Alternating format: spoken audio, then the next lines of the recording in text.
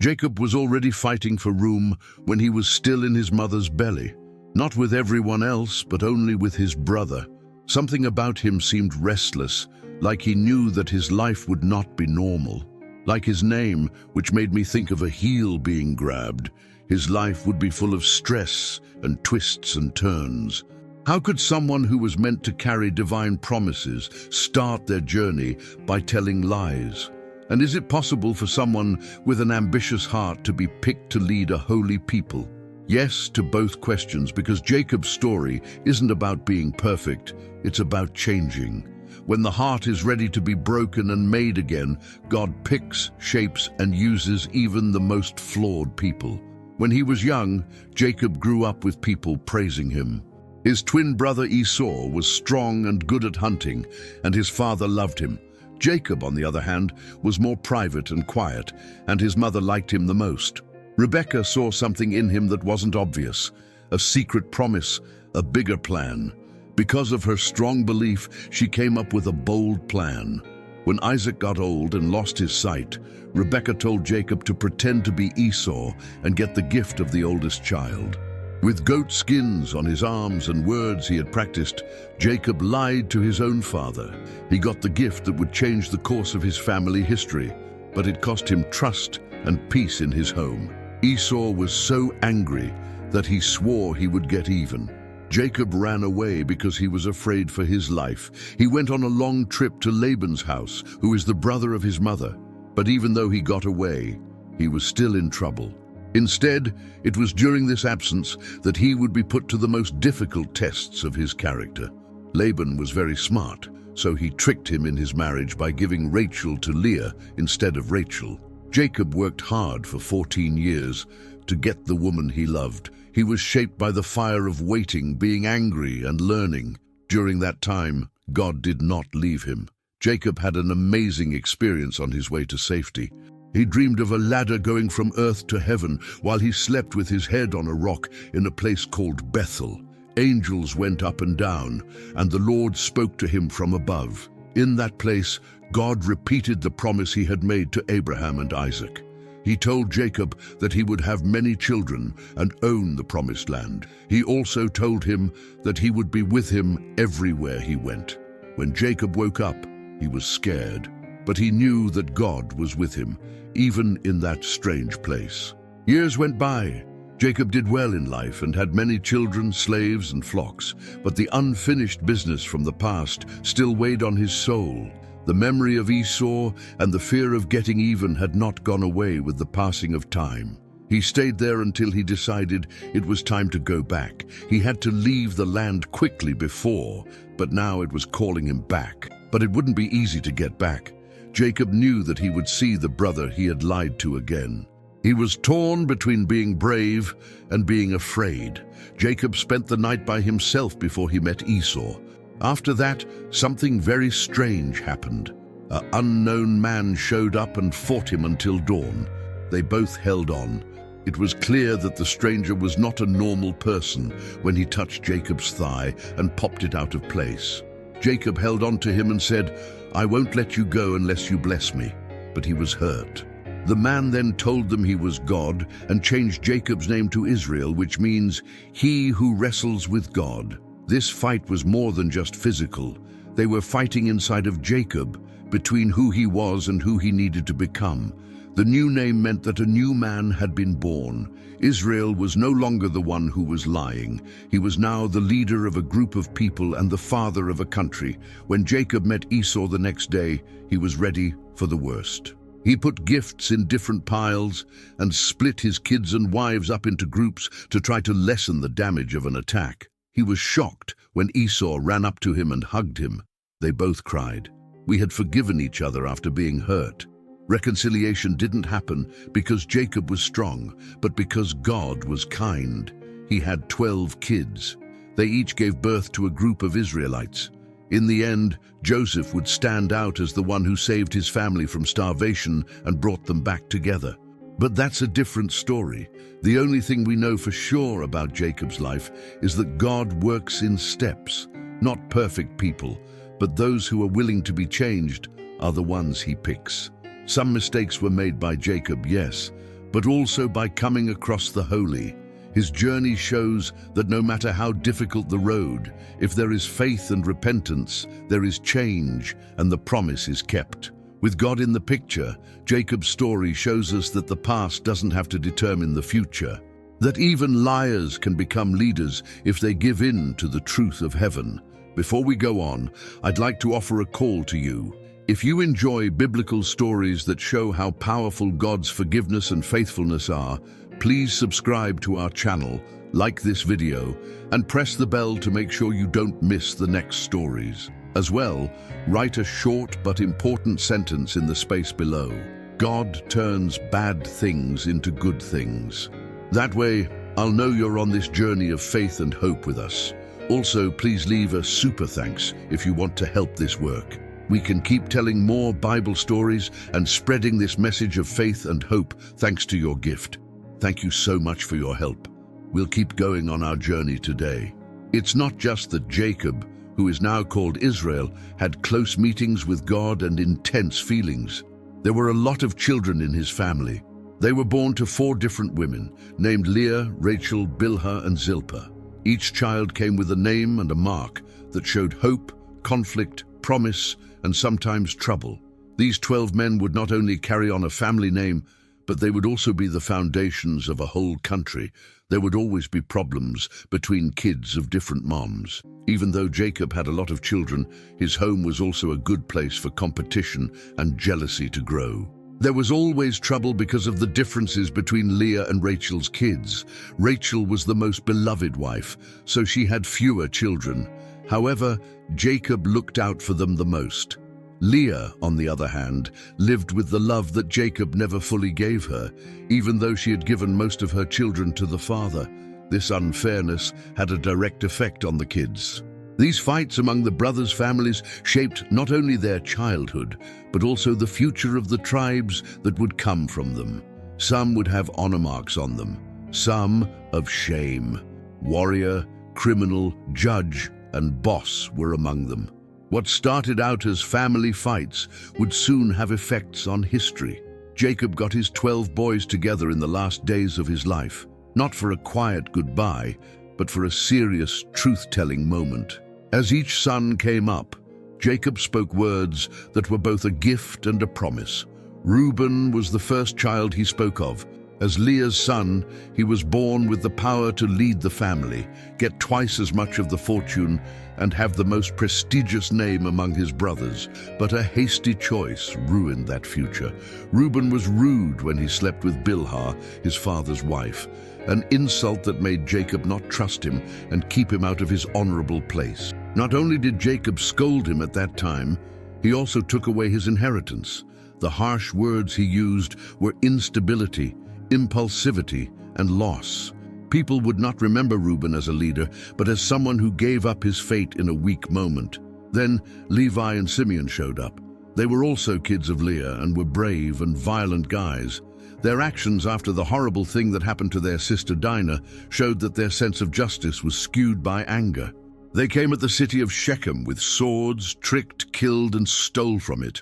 When Jacob thought about these things, he said that their groups would be spread out among their brothers without a clear land inheritance. Judea, on the other hand, heard something else. Jacob gave him the blessing of being in charge. The ruler was going to come from Judah. His family tree would produce kings, including David, who was the best of all, and later the Messiah. Despite making mistakes in the past, Judah had changed. His offer to stand in for Benjamin before Joseph in Egypt was what made it possible. Because he felt sorry for what he did, his character was raised. Zebulun was said to be someone who lived by the water. His area would be a great place for trade and contact. Issachar, who was as strong as a pack donkey, was willing to do hard work, which showed that he was obedient and committed to the job. His groups would stand for hard work and service.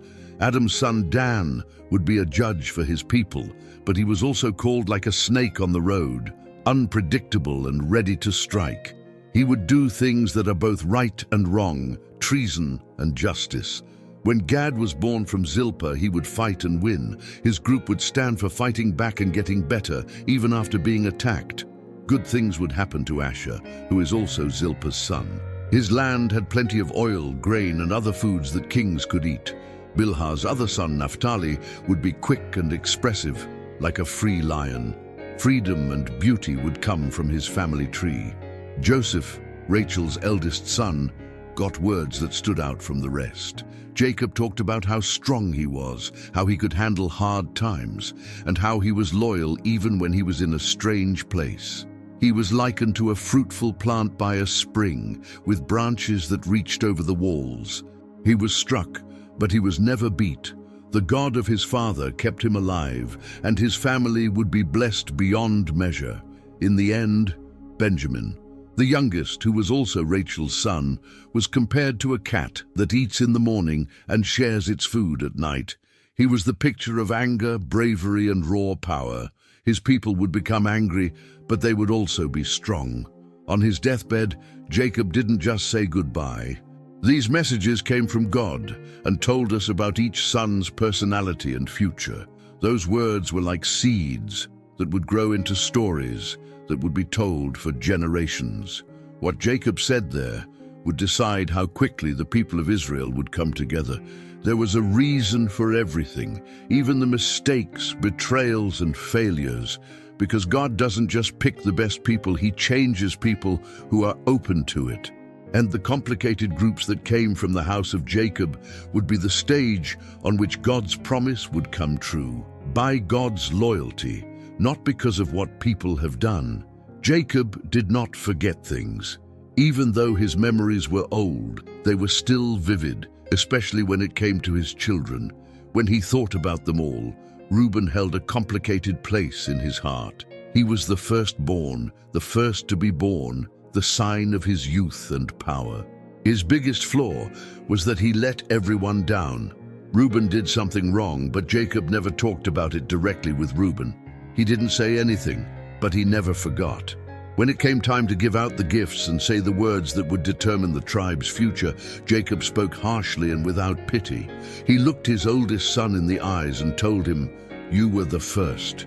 You were my strength, my honor, and my fire. Well, with that being said, you're no longer stable like water, so you won't be the first." Those words hurt more than a sword. By sleeping with Bilhah, his father's wife, Reuben did more than just something bad.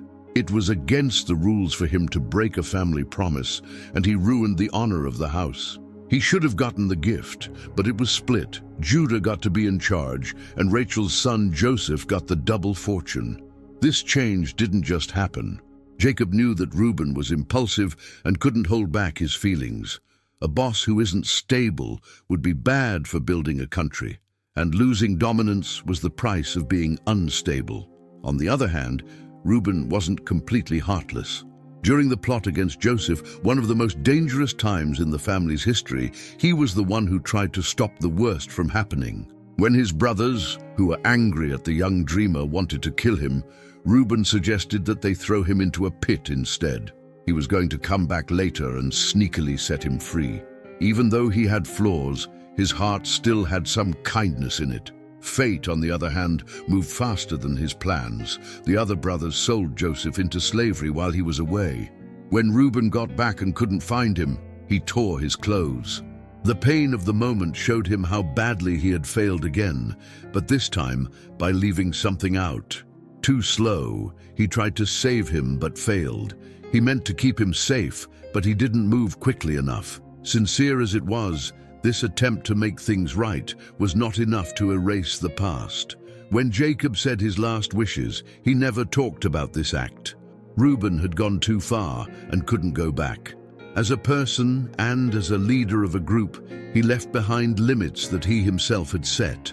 Over time, Reuben's children and grandchildren moved to an area east of the Jordan River. The fact that it was far from Israel's religious and political heart was a metaphor for how far away the tribe was from the country's leaders. Because they were alone and weak, they were the first to be attacked by the enemy. They were there, but not right there. They took part, but no one told them what to do. Reuben had less of an effect on Israel's past as time went on. His hasty choices were felt for many years. Even though there were a lot of them, his group never stood out. His family did not have any great judges, kings, or prophets. His fall seemed to have cast a long shade over his people. Still, Reuben didn't leave his family. He kept being there for his brothers at important times, even though he didn't have the pleasure of leading them. He was still a part of history, even though he wasn't in the middle of it.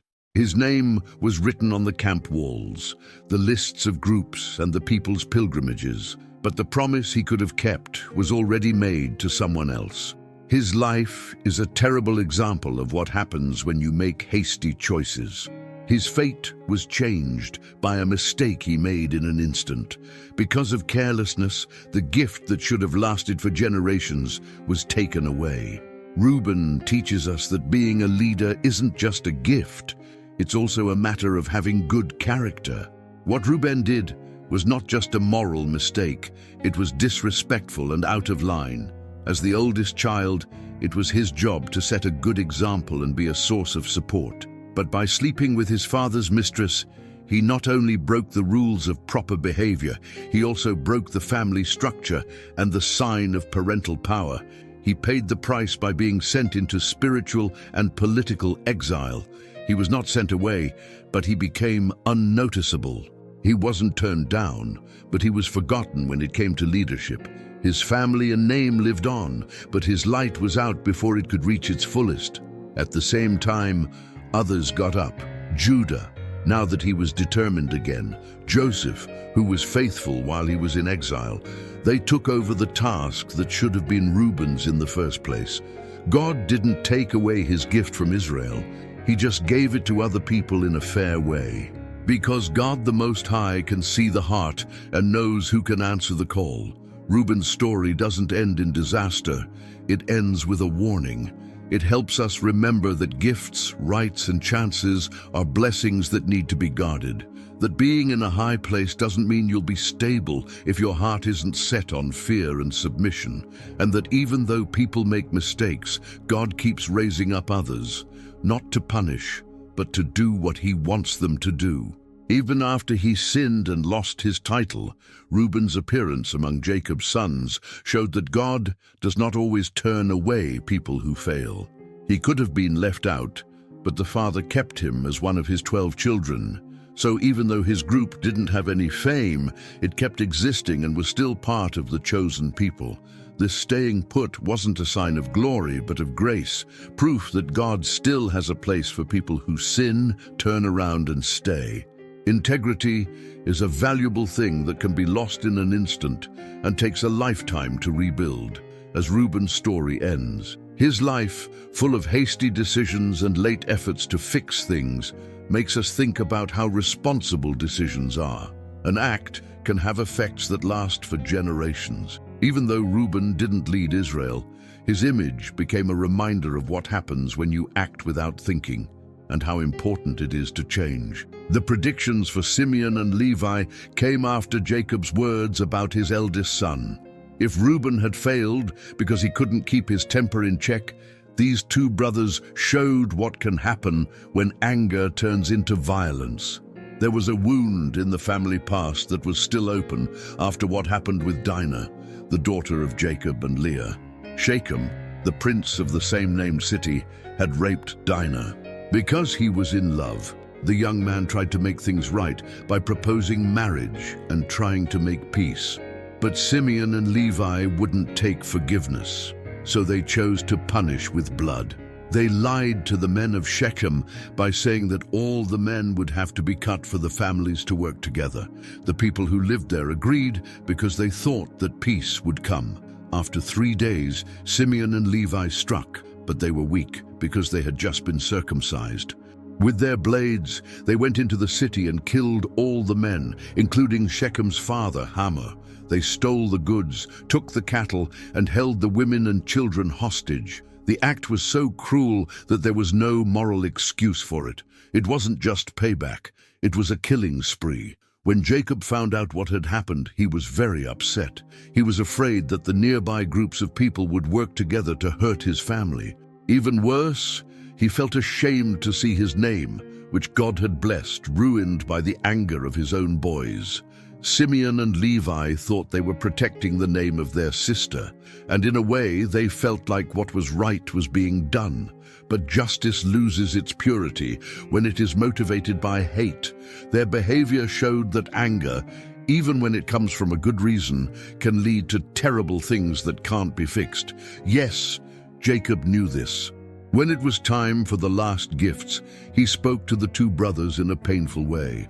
Simeon and Levi are brothers, and their swords are dangerous weapons. In their anger, they killed men, and in their selfishness, they harmed oxen. So I won't let my soul join their meeting, or my honor join their gathering. Their anger and rage are cursed because they are so harsh. I will split them up in Jacob and spread them out in Israel. Not only did these words correct, they also told the future. It is true that the groups that were descended from Simeon and Levi lost land and power. The tribe of Simeon slowly became part of Judah and stopped existing as a separate group. Levi's group was spread out among the others and didn't get any land as a gift. But in this spread-out fate, God turned a curse into a plan. The Levites, who were descended from Levi, were put in charge of holy service. They were picked to keep the law, take care of the altar, and lead practices. A long time after the deaths in Shechem, the same blood would be offered on the altar of the Lord. They sinned with the golden calf, and Levi was the one who stepped up to clean the people. And the zeal that used to cause harm turned into a way to bring glory to God. On the other hand, Simeon did not have the same fate of revival. His group was taken over, its borders were erased, and its voice slowly disappeared from history. Still, remembering it shows how dangerous it is to lose control of your anger. What started out as a way to protect themselves turned into disobeying the law. God's justice can't be done by people who are angry at each other.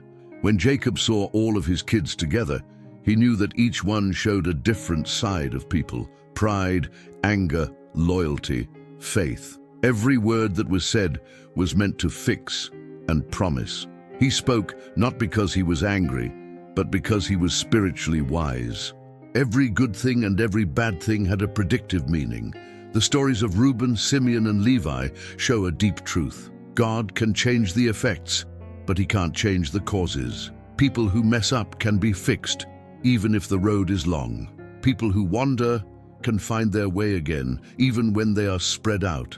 But these sons of Jacob's lives were more than just a record of their families. They were also a spiritual reflection of all people. Their mistakes show how expensive it is to not be in charge, and their successes show how powerful kindness can be. Levi's anger turned into service, the fall of Reuben in memory, and Simeon's death became a quiet warning to anyone who thinks that human revenge can take the place of God's justice. God's perfect plan was all that was left in the end. Even with flawed people, he built a holy country. With its own past of sin and salvation, each tribe was used to build an eternal mission. But the blood that was shed in Shechem was not the last. It was a sign of the blood that would be shed for all of humanity one day, not out of anger, but out of love. In his last days, Jacob spoke harsh words that were more than just warnings. They were prophetic seeds that would grow into Israel's past. The curse that was put on Levi and Simeon did not go away. It came true exactly as planned. The Simeon group slowly faded away within the borders of Judah, losing its voice and shape over the years. Meanwhile, Levi's descendants, who were spread out across the land, chose a different road.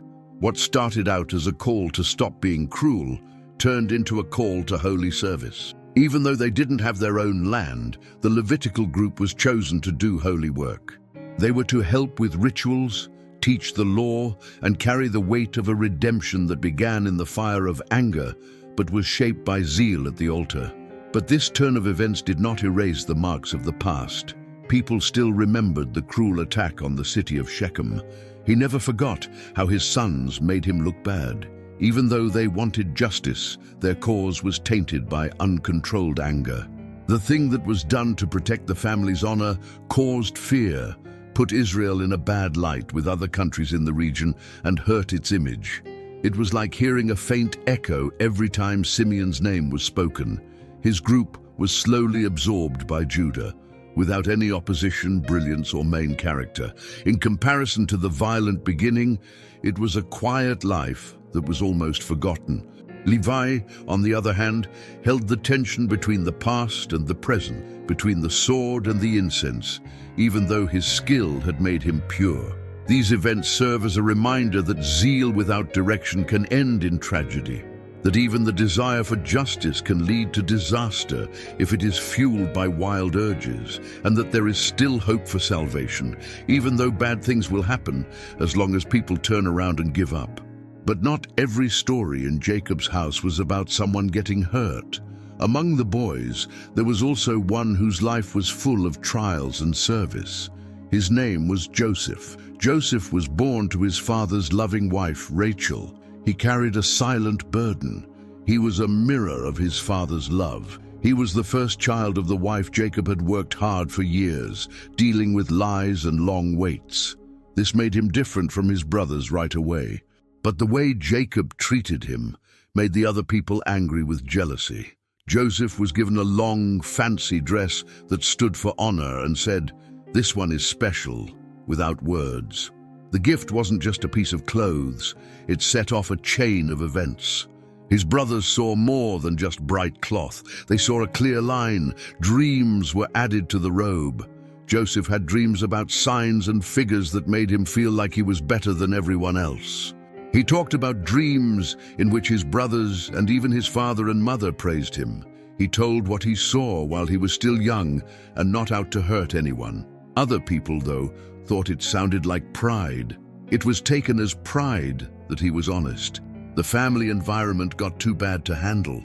He was making things worse until his brothers found a way to get rid of him for good. When Joseph went to meet them in the fields, they were shocked, threw him into a dry pit, and then sold him as a slave to people from other countries. It was given to his father and was stained with animal blood. He cried like he was burying a part of himself. Joseph was on his way to Egypt, away from his home country. He had no idea that the God who had given him dreams was with him, even though he was a slave. In a different country, Joseph tasted the bitter taste of unfairness. He did his job well, but was misled, lied about, and put in jail. But each fall made him better in some way. The young man with dreams grew up. The quiet worker turned into a quiet boss. He was strong because he was honest, and he was stable because he trusted God. In the end, years later, Joseph was given power in Egypt, which none of his brothers could have seen coming. He was put in charge of the country during times of trouble because he could interpret dreams with divine knowledge. As the famine spread, the brothers who had sold him came to him without recognizing him and asked for help. Now that Joseph had the power to get even, he decided to make peace. Sure, he did test his brothers to see if anything had changed, but when the time came, he told them who he was, with his heart broken and tears in his eyes. He didn't see retaliation in his mind. He saw a mission. "What you meant for evil, God turned into good," he said in a calm and strong voice. His family was saved by the pain he went through. Jacob knew this was the right way to go when he blessed him. He said that Joseph was like a tree that was always growing food and had stems that went outside the walls. He had been hurt, attacked, and then forgotten. But he kept going, and the Almighty helped him stay on track with his fate. This meant that Joseph got twice as much. Because Reuben had lost his spot, his two sons, Ephraim and Manasseh, would be added to the groups. Kindness wasn't shown. It was worth it. Joseph took the weight of being turned down in silence and reacted by being loyal. He was the one of Jacob's kids who went through the most pain and the one who saved the most lives. He showed us that pain can lead to meaning through his life, and being loyal even when it hurts can lead to respect that changes not only a man, but a whole country. The robe that Joseph's father gave him wasn't just a nice gift from a loving parent. It was the result of a choice that was made in silence. He was more than just young and pretty in Jacob's eyes. He saw a sense of duty and growth in Joseph before his time, and maybe even a mirror of his own heart. By giving his son that special clothing, Jacob made him stand out from the others, as if to let everyone know, but especially his family, that he might become king. That was too much for his brothers. It was enough that they were always being picked on, and that their father would look at them with admiration. But Joseph's ideas set a spark that quickly grew into a fire. His brothers made fun of him when he told them that he had seen other wheat sheaves bow down before his. The laughs stopped when they heard about the second dream, in which the sun, moon, and 11 stars bowed down before him. This time, it was real. It was clear what he meant. He put himself above everyone else, even his parents. In that time and place, people did not think of dreams as just imaginary. A lot of people saw them as divine insights. Because of this, Joseph's words were very painful. They were proud, and his brothers saw them as a threat to the family order. How could one of the youngest kids take charge of the bigger ones? Rejection turned into hate that was kept quiet. And the chance to show this anger came when Jacob sent Joseph to check on his brothers in the field. The muttering started when they saw him coming up behind them, still far away. Someone who dreams is coming. Years of anger built up and burst into evil plans. The first plan was to kill him and hide the fact that they did it. An empty well could be used as a grave. But Reuben carefully stepped in and suggested that they leave him living, maybe with the hope that they could find him again later. Even though he meant well, his attempt to protect him wasn't enough. While Reuben was away, Judah thought of a better plan. Why not make money while his brother is away instead of killing him? He recommended that they sell him to a group of Ishmaelites who were going through on their way to Egypt. The other people agreed. It worked out well for them because they got rid of Joseph without getting hurt, and even made money in the process. Joseph was bought and sold like a piece of goods for 20 pieces of silver, which is a very small amount that is almost rude. The 17-year-old boy, who had just worn a robe of honor, was being taken to a place he didn't know and wasn't able to defend himself. Harm was like a cloud over his head. And while his tormentors went home, he kept working as a slave. They dipped Joseph's shirt in animal blood and gave it to their father to hide what they had done. When Jacob saw it, he fell down. His scream of pain shook the house like thunder. He tore his clothes, wore black to show his grief, and refused to be comforted. He said he would be sad until the end of time because he was sure that a wild animal had eaten his son. That man was hurt not only because he had lost his beloved son, but also because he thought his son had been beaten, because he had to keep quiet, and because he may have felt guilty in some way. Joseph was taken to Egypt while Jacob was in deep grief. He had no idea what would happen. He was by himself, hurt and far from home. He wasn't left alone, though. God was with him, but we couldn't see him. He was acting on purpose. In Egypt, Joseph was bought by Potiphar, who was a very important official for Pharaoh. He worked as a helper in his house, and even though he was a slave, he was honest, responsible, and had a perfect attitude. You could see God's goodness. Everything he did went well. When Potiphar saw this, he put all of his trust in him and made him the manager of his house. But as if his brothers betraying him wasn't hard enough, Joseph would have to go through even more. When Potiphar's wife saw how handsome and good he was, she tried to be with him. Of course, Joseph said no because he loved his boss and was afraid of God. The answer she gave was lies. Joseph was put in jail without a good reason. Things that were unfair seemed to follow him everywhere. But he didn't give up, not even when he was in jail. He helped the other inmates, gained their respect, and was soon put in charge of the whole prison.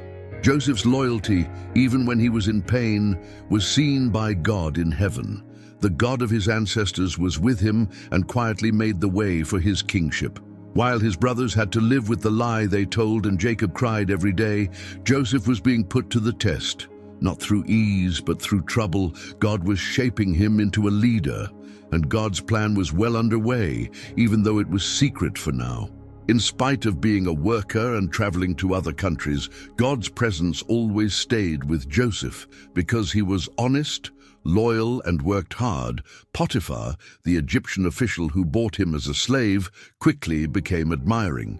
Potiphar gave Joseph full control of his home because he saw that everything Joseph touched turned to gold. Joseph was in charge of everything, from the money to the workers to the fields and granaries. Potiphar's house got a divine gift because of him. The findings were clear and the unity was clear. Joseph didn't just get by, he changed. But the same quality that made people respect you also made them want you. Potiphar's wife started to look at him in a bad way. The young Hebrew, who was good-looking and honest, was constantly being pursued. Over and over, she talked to him in a sexual way, looked at him insistently, and made clear offers. But Joseph did not change. Not only did they love Potiphar, but they also feared God. When she spoke to him directly, he asked with conviction, "How could I do something so bad and sinful against God?" His refusal every day made her want him even more, until she tried to force herself on him one day when all the maids were gone. In his haste, Joseph ran away, but he left his coat behind. When that piece of clothes fell into her hands, it was used to get back at him. She lied about the facts and accused him of trying to abuse her because he wouldn't do what she asked. Potiphar became very angry when he heard what his wife had to say. Because of his situation, a quick answer was needed. He knew how honest and faithful Joseph was, but he couldn't ignore the incident. His order was to arrest Joseph and put him in the prison for houseworkers. Once more, unfairness caught up with him, from being favored by his father to being thrown into the pit with his brothers, from running a happy home to being locked up in the dark. But God did not leave him, not even in the prison. This was the same Lord who had made his life good in other countries. Now, even the jailer liked him. As soon as possible, Joseph was given duties among the prisoners. People looked up to him because he was always honest and trusted the Lord. He didn't whisper, he didn't fight, he held out, he had faith, he stayed loyal even though he didn't understand the ways. It was in this dark place that Joseph met the cupbearer and the baker, two men sent there by Pharaoh himself. Both of them had done something wrong to the king, and now they were in the same cell as the young Hebrew who had been abused. Each of them had a strange dream one night, the kind of dream that makes your heart race and your soul itch.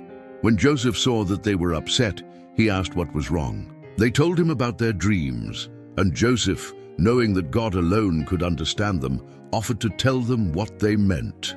His first job was to carry the cup. The king told him that in 3 days he would be back in charge with Pharaoh and would serve the king as before. The news made me feel better right away. When the baker came around, though, things got different. Not hope, but judgment came to him in his dream.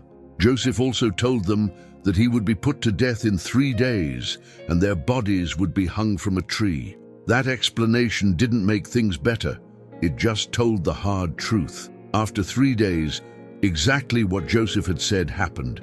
The baker was sent to prison, and the cupbearer was sent back to the house.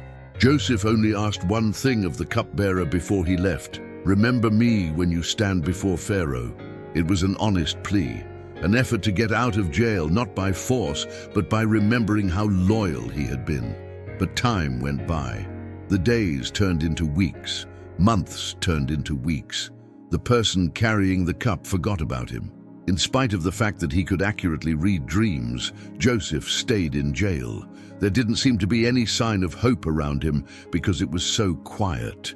The young man served with the same zeal and faith in the same God for 2 whole years while he was in jail.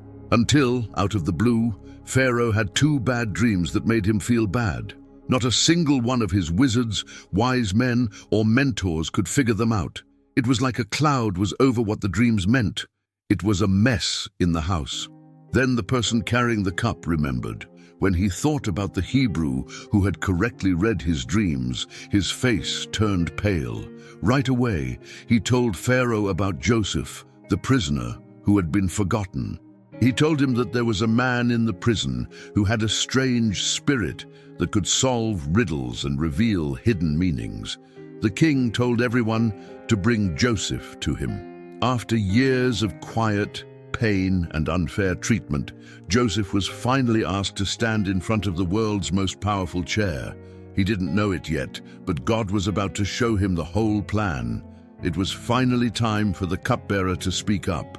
Pharaoh remembered Joseph again at just the right time, after 2 years had passed. The king of Egypt was having trouble with dreams that he couldn't explain. He wanted to know what was going on. The images were hard for none of the wise men in the court to understand. The cupbearer then talked about a Hebrew prisoner who had once told 2 men in the royal jail the truth about their futures. Right away, Joseph was called. He was quickly shaved, dressed, and ready to leave jail. He was then taken to the palace. The strongest man in the world stood in front of him. He told in great detail what he saw in his dreams. 7 fat cows coming out of the Nile, then 7 skinny cows that ate the first ones. Then 7 full, healthy ears of corn grew from a single stalk. However, 7 ears that had been dried out and burned by the desert wind ate them up. It was quiet as Joseph listened.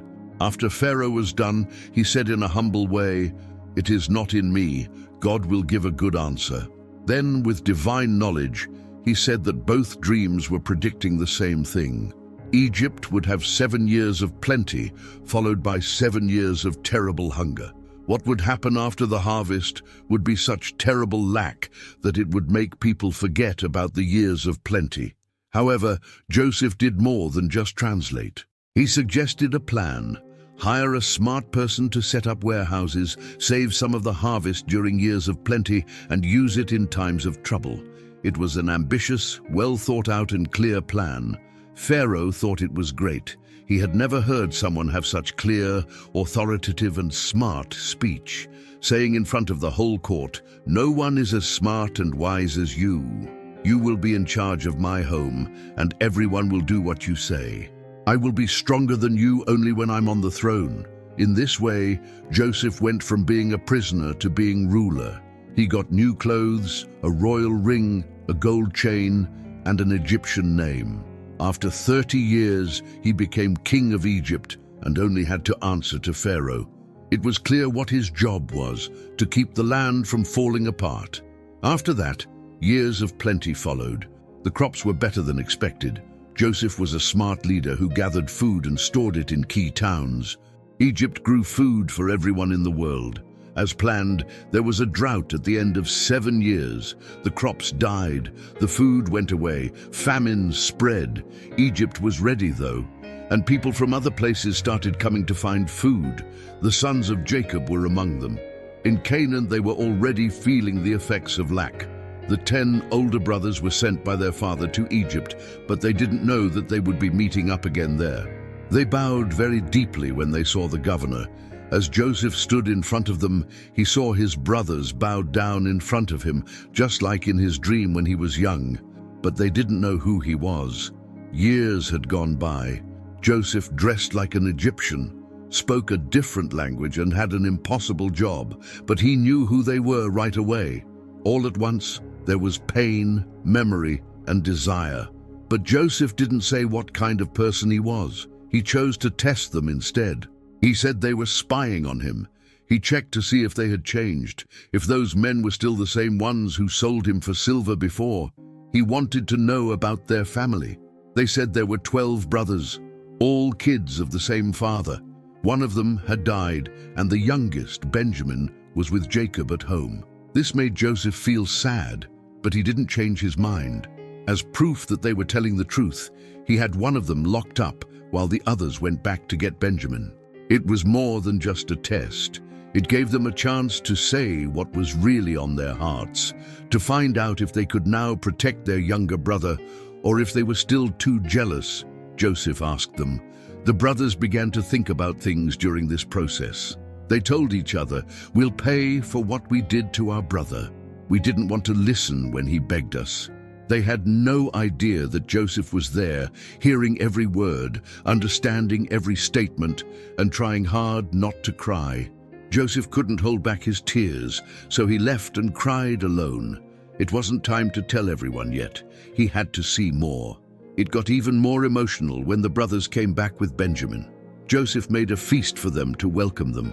He did not speak as he watched. It was a secret test. Lastly, he put a silver cup in Benjamin's bag to make it look like he stole it and get a different response.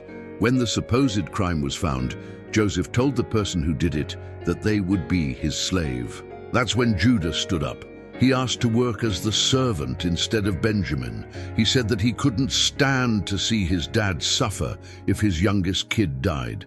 That made everything different. The brothers had changed after making that move. Being responsible had taken the place of being cocky. Selfishness had given way to kindness, and envy had turned into turning away from sin. When Joseph saw this, he could no longer say no.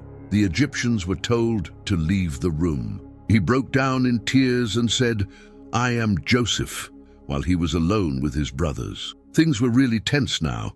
It broke the brothers' hearts when the Egyptian servants found the silver cup in Benjamin's bag.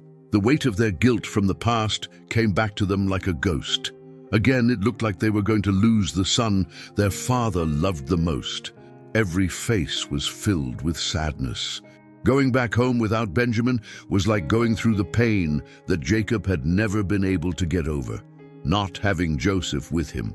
Judah, the same person who had suggested years before that he sell his brother as a slave, now spoke up with courage. No longer was he the smart man he used to be. He offered to stand in for his younger brother because he felt sorry for what he had done, and his guilt was clean because of the pain. His words showed how heavy his load had been since the day he was betrayed. He begged Joseph to keep him as a slave and let Benjamin go back with the others. He said his dad couldn't handle losing another person. When Joseph saw this act of giving up and making amends, he could no longer hold back his anger. After telling everyone to leave the room, he broke down in tears when he was with his brothers. His sobs were so loud that everyone in the house could hear them. His brothers were shocked and didn't know what was going on, until Joseph, who had a broken voice, said, "My name is Joseph, and I am the one you sold into Egypt." After that, the quiet was unbearable. His brothers were scared to death. The truth hit them like a bolt of lightning. They had lied to their brother about the Egyptian ruler, who was real. In an instant, shame, fear, and guilt took over them. They were expecting constant justice, harsh punishments, and maybe even death. But Joseph picked a different way. He gave them a soft look and said, "Don't be upset or mad at yourselves for selling me here. I was sent ahead of you by God to protect life." He no longer saw treason as the end, but as a way to get to the other side. The bad things they did to him were turned into salvation by God, not just for the Egyptians, but also for his own family. Joseph walked up to his brothers, hugged each one, and started to cry with them. He was forgiveness itself. There were no more claims made, only making peace. At that very moment, the painful past turned into a renewed promise. The family got back together, but this time their hearts were clean. After that, he told them, "Run back to our dad. Tell him that his son Joseph is still living and is in charge of all of Egypt. Bring him over here. I'll take care of him." The brothers were moved, so they went back to Canaan with food, carts, and a word that was hard to believe. Jacob couldn't do anything right away when he heard the news. He had been sad for years because he thought his son was dead. The pain made him look older. Without Joseph, there was a wound that would never heal. As he thought about this new information, he felt a mix of shock and hope. The truth crept into his heart little by little. He felt better when he saw the carts that Joseph had sent. His old age didn't stop him. Jacob packed up his sons, grandsons, slaves, and everything else he owned and went to Egypt. It was more than just a change in location. It was the fulfillment of a prophecy. The Lord had already told Abraham that his children and grandchildren would wander through a strange land and have a lot of children there. As soon as Joseph got to Egypt, he went to meet his father in person. When they saw each other, they were filled with feeling. It looked like Jacob was trying to make up for years by giving him a tight hug. Jacob said, "Now I can die in peace because I have seen your face and know that you are alive." Joseph cried like a father who had found his son again. One of the most beautiful events in Israel's history was when the father and son met again. There was more than sadness in that hug. This was a sign that a cycle was ending. Pain changed into hope. What was once divided by hate is now joined by love. Joseph moved his family to the Goshen area, which was a good place for herders because it was fertile. Pharaoh was grateful to the worker who had saved his country, so he was kind to Joseph's family. They got land, food, and safety from him. With a home base in Egypt, Israel began to grow as a group. But Jacob knew that Egypt wasn't the end of the journey. He told Joseph before he died that his bones would be taken back to the promised land. He then blessed each of his sons and spoke words from the prophets that would shape the future of the Israelite tribes. Everything that lived on was the bloodline, the heritage, and the promise.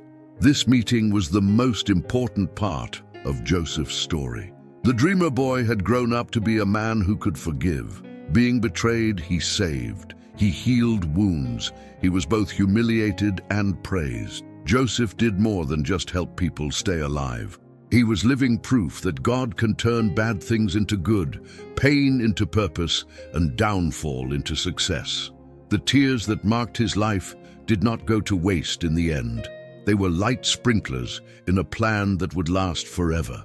The person who was thrown into a hole, raised as a slave and wrongfully jailed, became the way for his home to be saved. Jacob saw the end of something bigger than his pain when he looked at his son. He was no longer the boy in the colored tunic, but a man dressed in power and knowledge. His eyes, which had been crying a lot because Joseph wasn't there, now saw God's steadfastness in the flesh. "Now I can die in peace, because I have seen your face and know that you are alive," he said with tears in his eyes. Genesis 46:30 wasn't just a phrase, it was the comfort of a soul that had been hurt by loss and was now whole again. The father not only got his son back, but he also saw the link between the vows of the past and the future of a country. Joseph was smart to have his family move to Goshen, a land that was both rich and strategically placed so that the Hebrews could grow without having to adopt Egyptian ways of life. The children of Israel were fed, safe, and grew there, even during the worst years of famine. The house of Jacob did better than ever when it was cared for by the one who had been turned down before. Joseph now knew why he was going through all of this pain. The pit, the slave market, the years in jail, and even God's silence at the dead of night were all part of a bigger plan. He made a plan that would not only protect his family, but also help a great country grow. His pain had not been in vain. It didn't matter that his brothers broke the promise. Unfairness did not slow down growth, and time didn't erase the dream. It only made it stronger. God put the people who would one day cross the seas, tear down walls, and walk toward the promised land in Egypt, a place where hope didn't seem likely. Joseph's story isn't just about a guy who won. It's about a God who shows us the way even when it looks like we've lost everything. The story is about having a clear goal even when things get hard. At the end of his life, Jacob saw not only his family get back together, but also the start of something much bigger. The promise that God had made to Abraham was now coming true right in front of his eyes. They were all together, and his grandkids were having lots of babies. The name Israel was starting to spread as a name for a people that God had chosen. Jacob blessed each of his kids one by one before he died. His predictive words told each tribe what would happen in the future. When it was time to leave, he asked that his bones not stay in Egypt, but be taken back to the place where his ancestors lived. This was his last act of faith in the God who had always led him. Joseph, on the other hand, lived for a very long time after his dad died. He kept taking care of his brothers, keeping the promise he made to Jacob to look out for his children and grandchildren. Joseph never lost sight of his goal, even after his brothers died. He called his family together and told them, "God will surely visit you and take you from this land to the land he promised to Abraham, Isaac, and Jacob." He knew that his time was almost up. He was saying again that Egypt was just a stop on the way to somewhere else. He told them to take his bones with them when they left. So, even after he died, Joseph was still tied to the hope that the promise would come true. There was envy and separation at the beginning of this story, but healing and togetherness are shown at the end. When Jacob's family got back together in Egypt, it was the start of a new part of the story of rescue. No longer a split house, but a chosen people ready to grow and spread the word about the living God to all the world. Benjamin, who was the youngest and used to be shielded, became a sign of peace.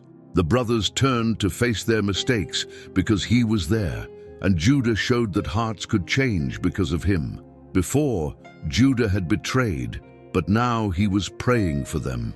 The same person who wanted to sell Joseph now offered to be a slave to save Benjamin. It wasn't just about saving oneself, it was also about restoring the family line from which the Messiah would come. Each character said something very important. He taught us to trust even when things were bad. Joseph taught us that God gets the mountains ready in the valleys. The brothers showed that even hearts that are rigid can be changed by turning away from sin. In every step, choice, and tear, God's careful and perfect plan became clear. There is more to the story of Jacob's house than meets the eye. We can see it every day and remember that our lives, with all their ups and downs, are part of something bigger, that God will always be true, even if someone betrays him, that letting go is better than getting even, and that peace is always possible even when hearts are broken before God. So, the story doesn't end with an ending, it starts with an ending, because the children of Israel, who were now all together, carried the promise that would last for generations, and the God who started it all with tears would finish it in glory. If this story moved you, know that God never throws away anyone's pain. He can use even the hardest times to carry out his plans for your life, just like he did with Joseph. Don't like this video? Share it with someone who needs to remember that forgiveness sets us free.